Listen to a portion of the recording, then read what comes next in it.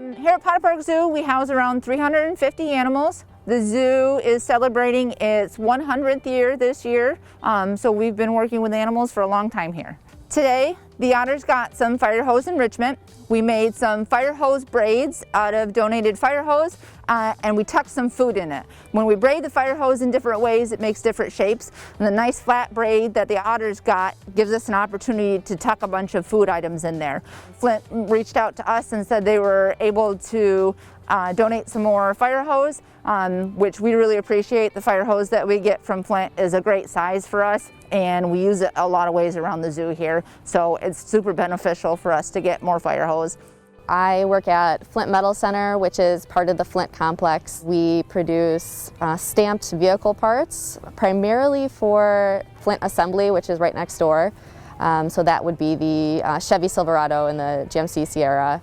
And every 5 years we have to take our fire hose down. I said, hey, it's been 5 years, let's see if we can do this again. And so I checked with security and some of the millwrights, and they said, yep, we're getting ready to pull the hose again. And so I reached out to Andy, and she said, yep, we're ready, we can take as much as you've got. So if you see something that you think you can find another home for, like this fire hose, for example, speak up about it. Some of the items we use, especially for our larger animals, can be between $500 and $1,000 a piece. So when we're able to get items like fire hose donated to the zoo, it helps us better achieve our enrichment goals and benefits the welfare of our animals here at the zoo.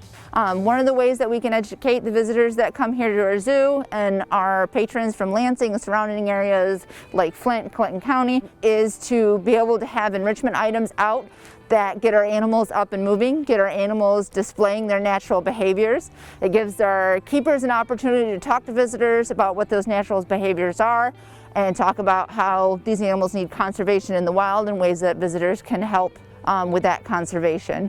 I'm really passionate about reducing environmental impact, and I'm glad to work for an organization that values that as well, because it's so incredibly important to leave the world a better place than when we came here. I'm always really excited when people come up with creative solutions for things that otherwise would be waste, and we have a lot of really creative people at the plant working with us, and they are always coming to me with ideas about stuff like this, so I was excited that we could make this one happen.